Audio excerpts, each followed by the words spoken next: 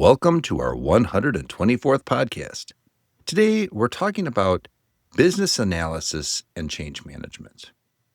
What's one thing you can do to work with BA to improve your OCM? Keep listening to find out. Welcome to Harmonious Workplaces, a podcast about corporate culture, organizational change management, and workplace behavior. Harmonious Workplaces was started by independent consultants to explore and challenge workplace issues and to build better ways of working. It's a blend of theory and practice, grounded in real-world experience, working with organizations of all sizes across a wide range of industries. If you own a business, lead a team, want fresh ideas about the workplace, or just enjoy listening to consultants talk candidly about how to make work more effective and more enjoyable, we invite you to sit back, relax, and dive in with us to Harmonious Workplaces. Hello, Harmonious Workplaces listeners. Welcome back to our podcast. I'm Rich Cruz, an organizational development consultant, and this is Ben Kleiman, the czar of change management.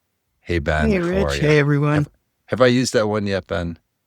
I've lost track. I have. I don't know. I can't remember what all you peons call me. So We're not worthy. We're not worthy. I'm not worthy. How about that? So we've already started with acronym soup. I love it. That's We've got right. BAs working with PMs and CMs to do OCM. Oh, man. You know, it's really scary that, like, We could just do I a know whole what all that episode. meant, and Yeah. so many other people do, but Yeah, all in support of an OD initiative. oh, wow. Oof. About Okay. CRM, maybe? Or an ERP. Or ERP. Yeah. Oh, And then boy. we've got Yeah. HR.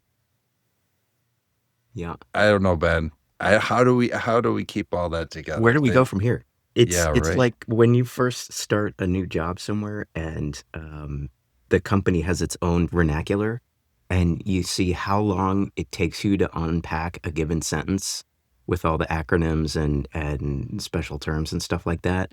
And then I sometimes play the game of, can I write a whole sentence that means something that's not gibberish just in corporate acronyms? Right. Or with mostly corporate acronyms instead of human sensible nouns, verbs, direct objects, things like that. Yeah. It's just wild. It's just wild. I hear you. In the last gig that I had, there were so many terms being thrown about, and the assumption was that you knew what all of that meant, right? yeah. And like if you didn't know, you were like totally out of the loop, right? Yeah. So, there's one client that I loved because they had a Wikipedia gloss, like an internal SharePoint page website set up as a glossary, and it was all acronyms and stuff like that. And that was like, that saved me on so many occasions. I believe that. Yeah. Yeah. That's smart. That's good. That's good communication to have that knowledge base if that's how everybody's talking, right? Yeah, for sure. Well, in this case, Ben, let's do some talk about definitions and dig in. So you started with BA? BA, business analysis or business analyst. Right? I was thinking A-team, but okay. BA, bad attitude Baracus. Yeah, so BA. Where's that black man these days? Business analysts or business analysis, yes. And OCM, organizational change management. PM, project managers or product managers or program managers. Sure. Yep. CM, change management.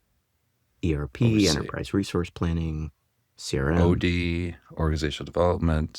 What would you say? CRM? CRM, I think we threw in there customer relationship management systems. Yeah. So HR, human resources.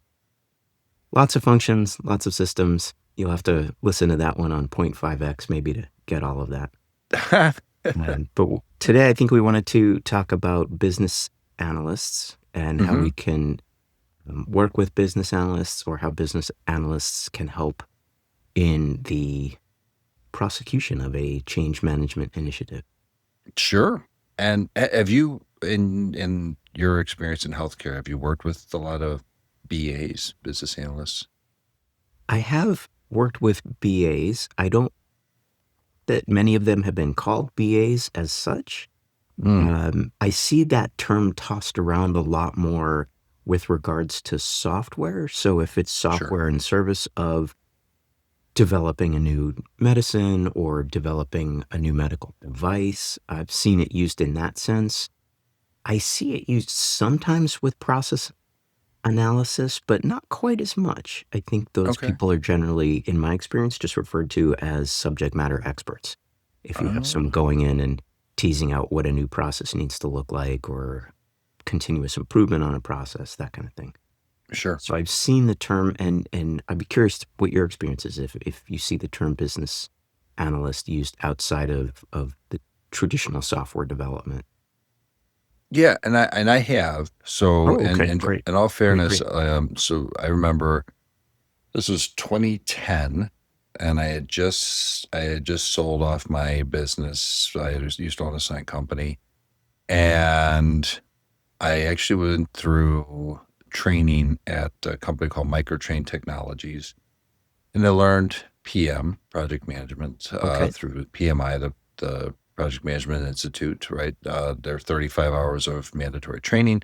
Hmm. Then I did a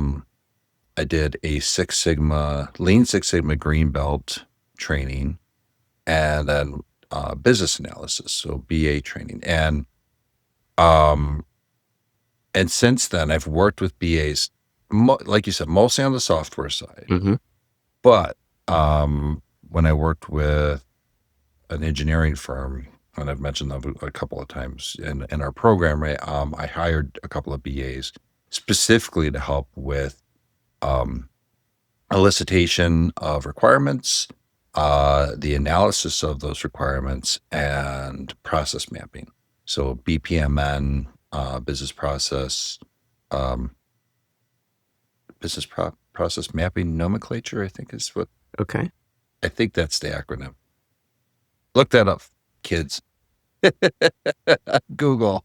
Business process model and notation. Model and notation. Okay, there you go. Yeah. So Yeah. that's all of the, that's the different shaped boxes and connections for Right. for Flow mapping out diagrams, processes. things like that. Yes.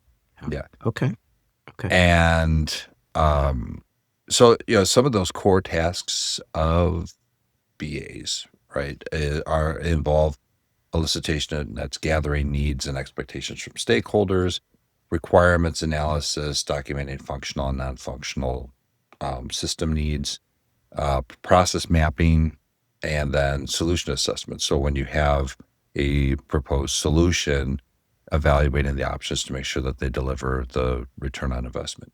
Now, I the whole conversation of this came up because ACMP Midwest, to which we both belong, is going to have Association for for change Change management Management professionals, Professionals. Yeah. The right? Midwest chapter. Right, the Midwest chapter here, Yeah. which involves Wisconsin, Illinois, and Indiana. Um, I posted that we're having an event with the Project Management Institute, with the Association for Talent Development. Development, Yeah. uh, the Institute for Management Consultants. I'm missing two other ones. I cannot remember who. Remember? Oh, the OD Network, the Organization Development Network, and I'm missing one, Ben. IIBA. Not IIBA, but that's how this all came up. Oh, okay. Was that IIBA said, "Hey, you're missing somebody," and I was like, "Oh, so we should talk." Okay. And And who or what is IIBA? IIBA is the organization for it's the Association for Business Analysts, right? International Institute of Business Analysts. Of business analysts. There you Yes. go. So it's a whole international cabal of business analysts. That's right. A cabal. I love that. They should change that institute to cabal now. Who would love that? Maybe we should do that for Harmonious Workplaces. The Oh, Harmonious Workplaces International Cabal. I Or love in I that. like maybe ICHW. I I, chew. International Cabal God bless you. of excellently harmonious workplaces. Could be a Wow. whole, Oh, I love that you put excellence into that. So yeah. yeah, that's fantastic, man. I think I got it in the wrong place though, so I got to work on my spelling. That's okay. That's all right. I chew. I love it, and we'll workshop We'll that. work. Maybe we'll get a BA on that to see if it meets requirements. See, there you go. There you go. Yeah. So, in all seriousness, though, it sounds Mhm. like you've worked with business analysts to help do a number of really critical things before spending a ton of money on a new process or a new technology, new software, what have you. You Right, have folks who are gathering and really documenting the details of specific requirements right. and then making sure that those detailed requirements will actually do the job of what people expect the system to do. Is that right? And then they, Or yeah, or taking what I like about BAs that I've worked with is that they have the ability to so usually they have some understanding of what that new system's going to be, the new process, whatever it is, right? They have an understanding of what that is and the constraints within the system, right? So for let's call it like a CRM, right? What is base functionality with configuration, and then what is going to be customization, and then what mhm. can it not do, right? Would you use Case in the point, same folks? Sorry to interrupt. Would you use the yeah, same folks for a completely net new system? yeah, for For sure, yeah, example, because if you didn't have the finished product already developed that you were trying to fit into an existing organization, but you said, okay, we're greenfield, we're going to build our own system to do X, Y, or Z, mhm. you would still use business analysts, even though they might not have the full sense of what the system can or cannot do yet. Well, arguably that you would really need some business analysis for that, right? Because you have to understand what is the business case for building that Mhm. versus buying, right? Well, And let's pretend that there's nothing off the shelf that meets the needs. sure, we can if we well, there's the thing. One of the things that I've noticed that I've experienced with business analysis is that on the solution assessment side of things, do we have to build this from scratch, Mhm. or can we work with something that's already existing and that is out there that is probably going to be less costly from a time and money and Oh, yeah. resource, Especially if your organization is not very good at developing their own software or technology or process, what have you. I think it's very challenging sometimes to take an organization that's very, very good at making widgets or delivering a service and then ask them to become technology experts, let's say, to build their sure. own software solution. That can become almost almost a complete distraction and a Hmm. lot of time and money and people spent on something that is not their core competency. Exactly. Right. Yep. And a BA can come in, or BAs, can come in and help determine. And part of it is having these conversations that we've talked about before, right? Mhm, Finding out who those stakeholders are, and then asking those stakeholders, what do you need in order to produce the value mhm. or save the cost or whatever it is? What is it that you need to be successful? And then figure out how can either a to be solution, that we would have to build, or one that we could, buy and configure. Usually that's the case, right? Mhm, mhm. What what's the what does that analysis look like? And what I like about the idea of using business analysis is it really factors into stuff that I've taught and been taught in strategy, which is you have your vision. Kind of the order of strategy is you have your vision, you align that to your values and other assumptions, and then you have to do the analysis of looking at pestle, right? The external forces, political, economical, Social, societal, yeah, societal. technological, environmental, and legal, right? Mhm. Um, Looking at the internal as is processes, looking at the internal customers and the personas. And so all of that analysis is something that oftentimes is overlooked before jumping into something that's going to change the organization, right? So Mhm. this is why I'm a fan of BAs. BAs. Yeah. Um, Maybe we go to break, but when we come back from break, it sounds quite a lot like the stakeholder analysis and stakeholder investigations that we would do in traditional change management. Yeah. And I'm wondering if you've seen that overlap where you have business analysts that might be working on something on the solution side from the technical solution side. Do you see business analysts also working on the what we call the people side of change, the change management side, since it's almost the same thing, it is often talking to the same people. Can you have that business analyst essentially do the same things for the change part of it as well as the technical solution part of it Yeah. I'd love to talk about that, Ben, when we come because back? I have some thoughts. I love it. Okay. We'll be right back. Oh, hi. I'm Hermie, the HR hermit crab. So, if you've ever sat in a meeting thinking, are we all talking about the same thing? I have a book that might feel very familiar. In my third cartoon book, Trust Fall Pratfalls, you'll find a collection of short, funny workplace moments. The kind that make you laugh and then immediately think, yeah, we do that.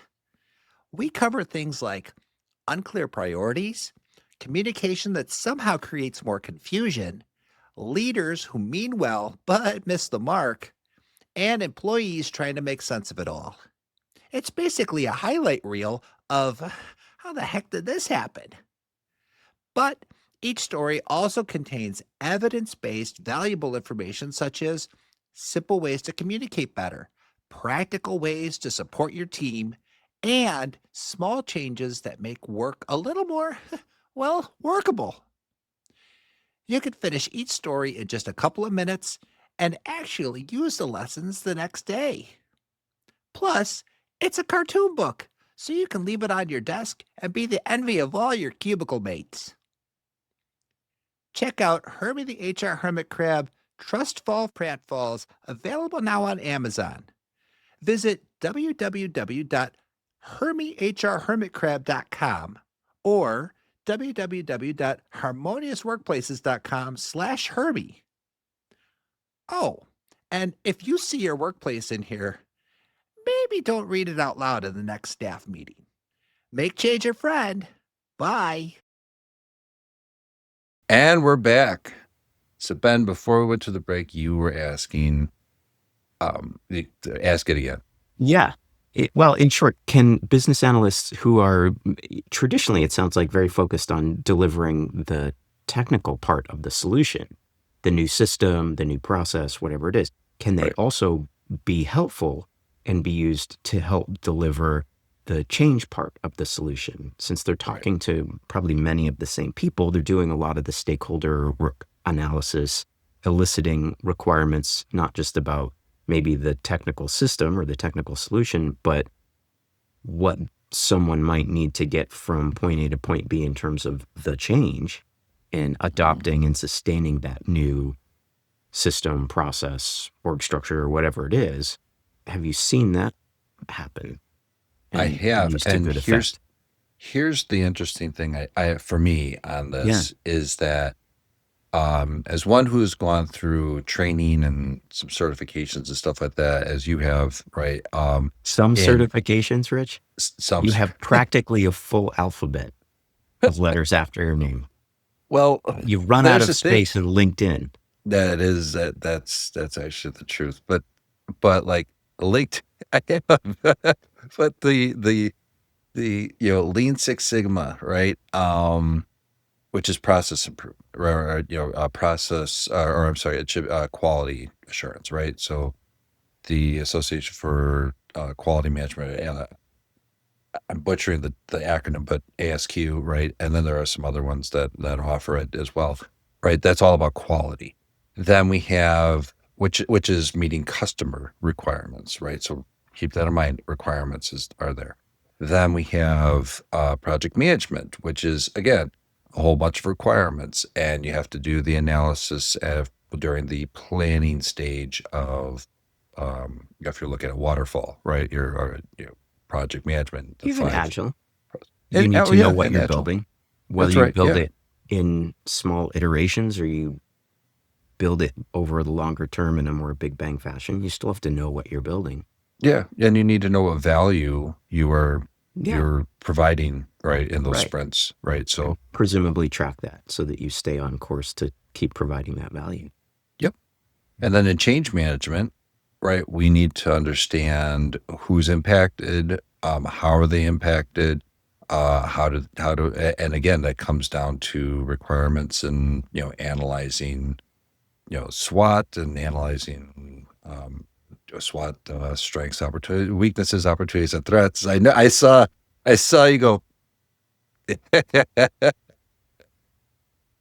um, and then This is probably the most acronym-y episode we've ever had.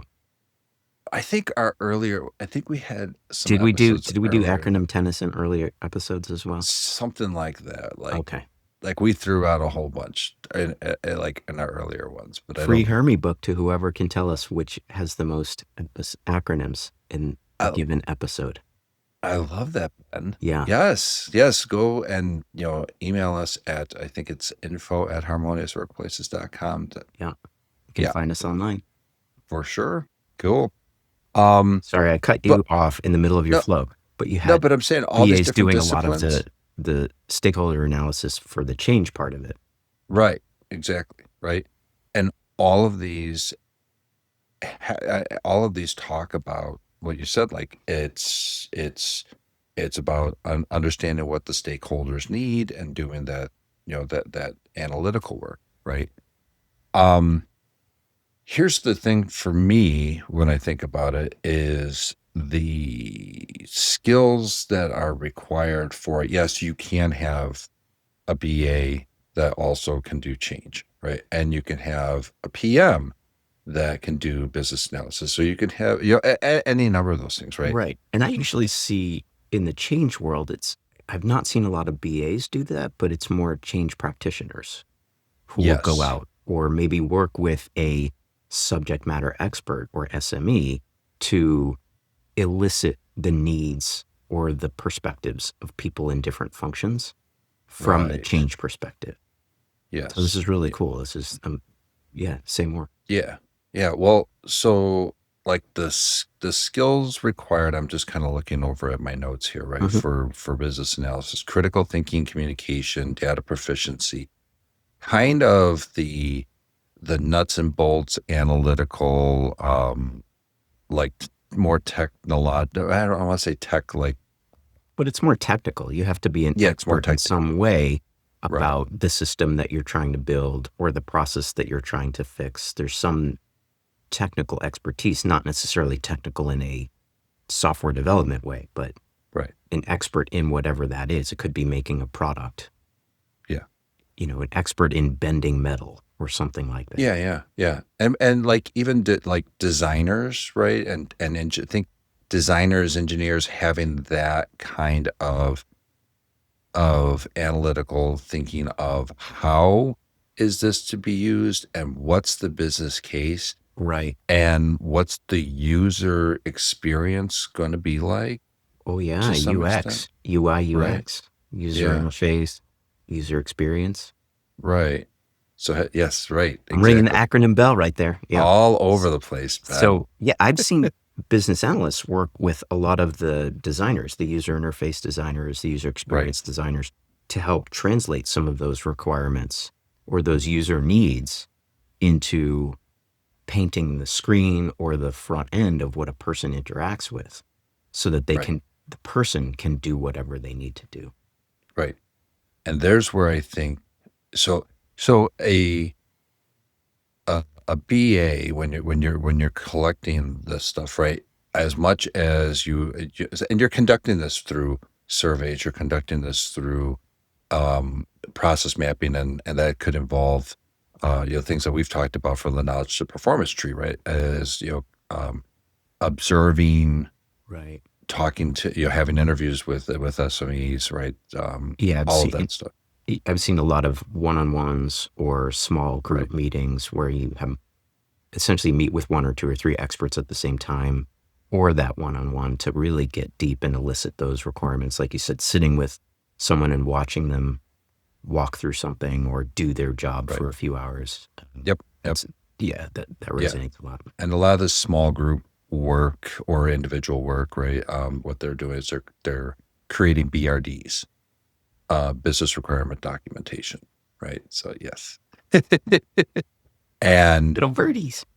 I love pen, and those little birdies will give wing to this project. Oh my God, I can't believe I went there. That was nice. I think we're at a race to the bottom to see who can jump the shark the fastest or the longest. That's right. That's or right. the most. Oh, yeah. The most shark jumpiest episode ever. But look, the thing is, there is a certain where I think change managers need to be individualized, and they need to be empathetic to the individual people and the groups to which they belong. So, and how they work within the organization. That elicitation part and the business case for it, case studies, use cases, process modeling, those types of things, are less about the person and more about the business aspect of it, which is why I think it's important to have, if you're working with BAs and project management and all that, this is why it's important to have a change person involved in this, is because we have to really understand, okay, how are the humans going to work with this, if that makes sense. Yeah, it makes a lot of sense. It's essentially what your focus is, what your primary objective is, your primary focus. At the end of the day, what are you trying to really make sure that you deliver? And maybe it's just too hard or not fair to ask the same person to be able to do that elicitation of requirements for a given piece of software or a given process or a given machine that you're trying to build, at the same time as trying to understand the personal components of that and what that person is going to need, that human is going to need to help them adapt to the change, adopt the new process or use the new software and do that sustainably. Maybe it's just asking too much. Yeah, sure. I see what you're saying. Yeah. Let's do this, Ben. Let's take a quick break. And when we come back, I have some thoughts on, from an industrial organizational psychology standpoint, with one model that might help to understand sort of the difference from a mindset perspective. Cool. You have thoughts, and I have one question. Please. Oh, we're ready. Okay, leave us on that cliffhanger, or do you want to? Oh no, I could tee it up now if you want. Tee it up. How does AI, artificial intelligence, change the role of a BA? I love that, Ben. That's cool. All right. We'll be right back. At Harmonious Workplaces, we believe work should provide purpose, satisfaction, and growth. We empower people to thrive by fostering environments where individuals can find meaning in their work and organizations can succeed through thoughtful, well-executed strategies. We're committed to making work better for the people who do it and the leaders who guide them.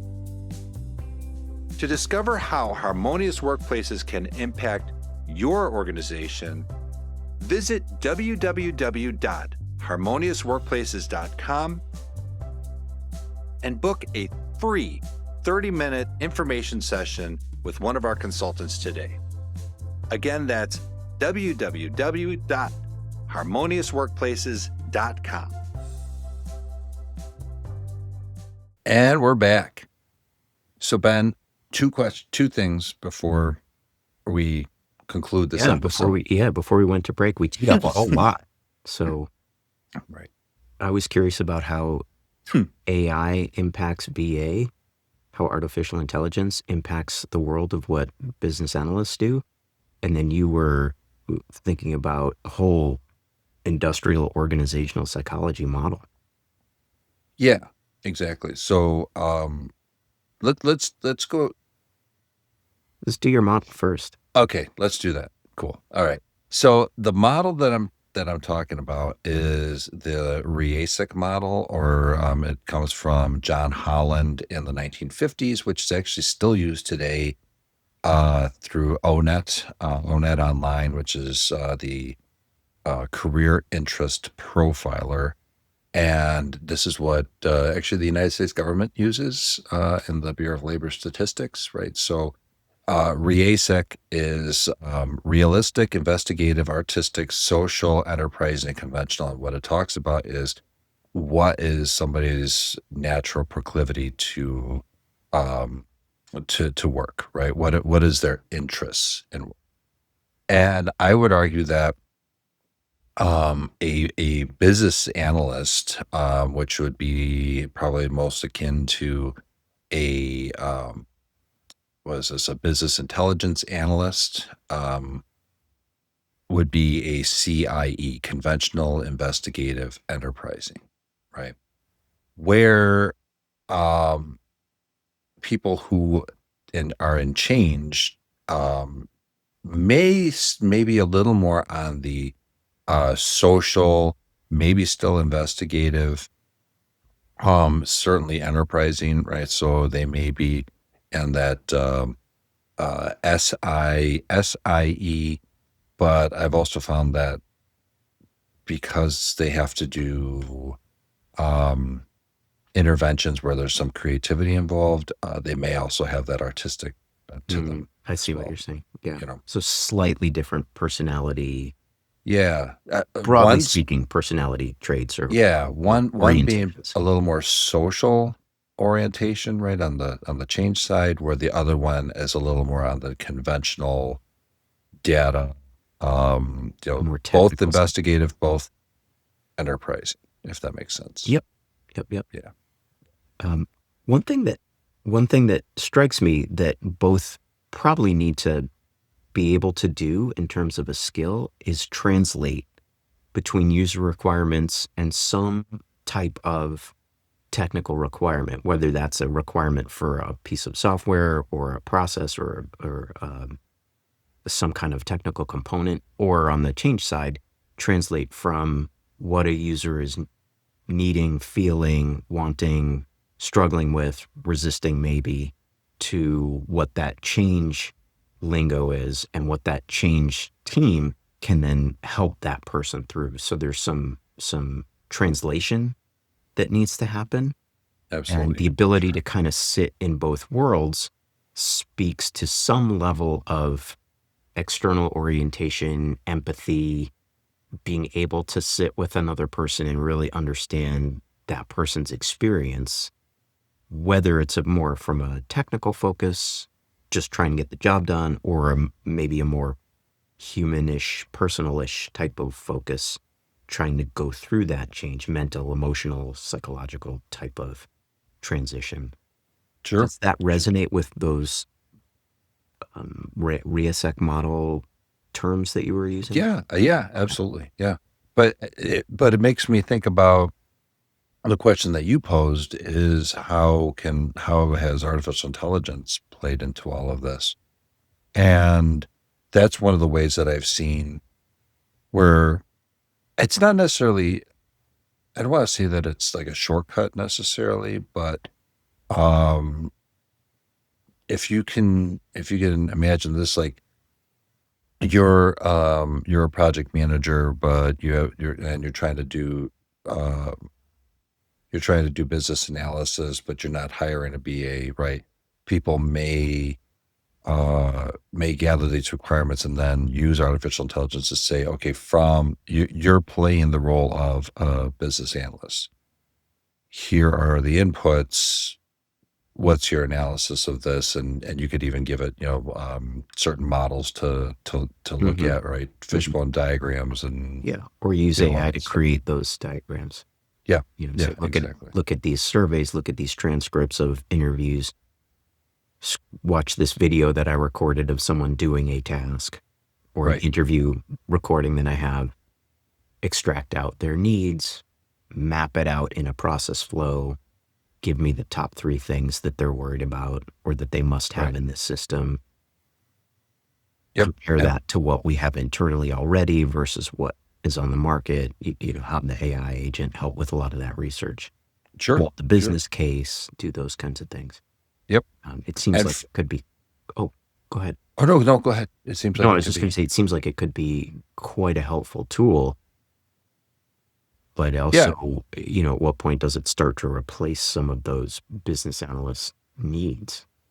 that makes sense, right? But at the same time, because of the human aspect of the cues that people get, this is why having some of those interpersonal skills as a BA is Right, essential too, right? Because right. you can learn a lot from having those one-on-one interviews or those group BRD sessions, The right? body language, the tone of voice, Right.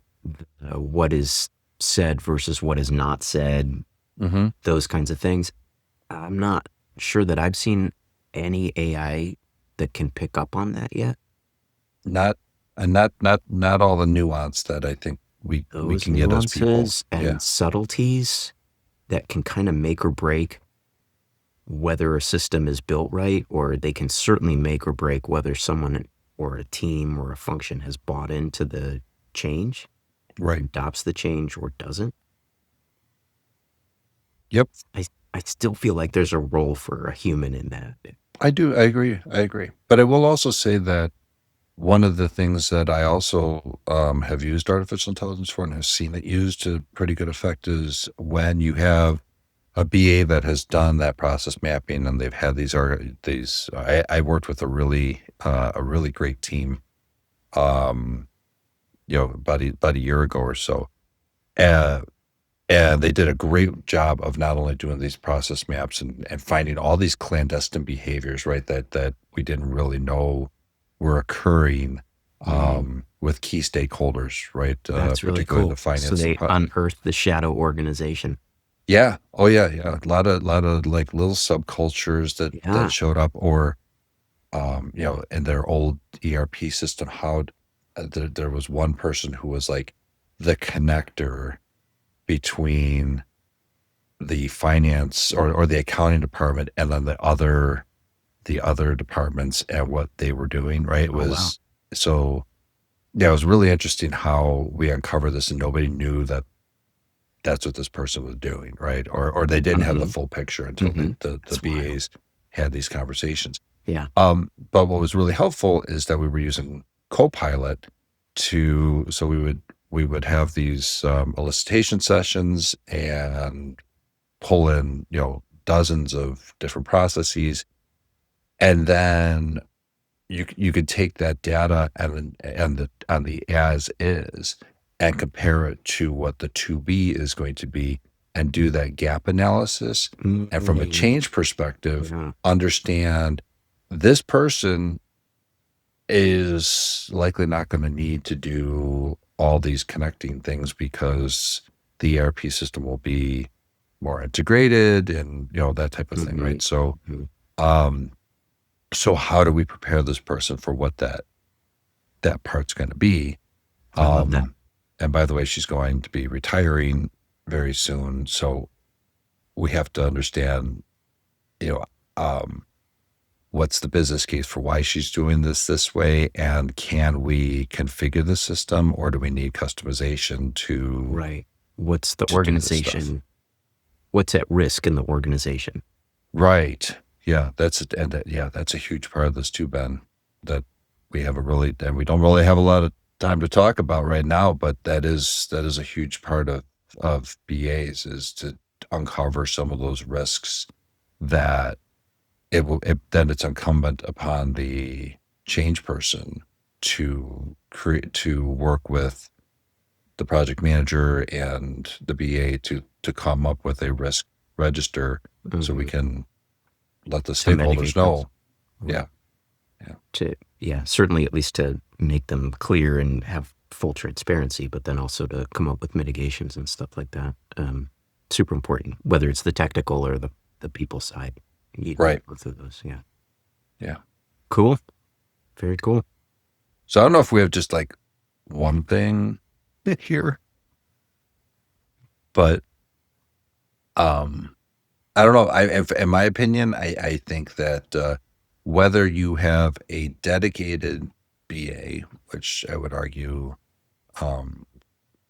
makes a lot of sense in many different ways, to have, or if you are, if your resources are tight, to have somebody trained in BA, it makes sense to have that as you're developing, before you develop your strategy, if that makes sense. Mm-hmm. Yeah, I think whether I would fully agree, whether you have a BA or a team, or you have other people doing that work who can be that empathetic person who can translate and understand sort of the bigger picture, but also go really deep into the details. It's kind of a unique skill set. Yeah. And can be very, very helpful just to help you get from point A to point B a lot more harmoniously. Totally agree. So if there's one And we'd thing, love to hear how. don't shortchange it. That's right. That's right. And we'd love to hear how you're using business analysis. Yes. Or if you're a BA, how are you working with your organization in these change processes? Yeah. So please let us know. Or if you're BA Baracus, we would love to hear from you too. I pity the fool. I love the 80s stuff, man, when you bring those in. Yes. The more things change, the more we regress back to the 80s. That's right. Next episode, I'm going to come on in my neon pink or neon green. Yeah. Yeah. We should, actually, I was at this small thing before we leave, right? I and Hermie Hermie and I were at the National Cartoonist Society convention last week, and there was actually an 80s themed party. Oh, cool. We had people dressed up as, we had somebody dressed up as Run DMC, and we had super fun. Yeah, it was. I did not do that, but it was a lot of fun to see the people who did participate. All the great one-hit wonders. Right. And some of them not necessarily one-hit wonders. I think some was dressed up as Cyndi Lauper. There were many from that era. For sure. Yeah. Yeah. Oh, that's cool. That's very cool. All right, Ben. Well, I think we can wrap this one up for right now, and if we'd love to hear from you, and if there's more that we can talk about, which I'm sure there is on the subject, please let us know. Right on. Okay. Well, until we meet again, make change your friend. Thanks for listening to Harmonious Workplaces. You can find all episodes, resources, and ways to connect with us at www.harmoniousworkplaces.com. If you enjoyed the show, we'd love your feedback. Please rate, review, share, and subscribe on whatever platform you're listening on. And don't forget to add Harmonious Workplaces to your favorites so you're notified when new episodes are released. Again, visit us at www.harmoniousworkplaces.com.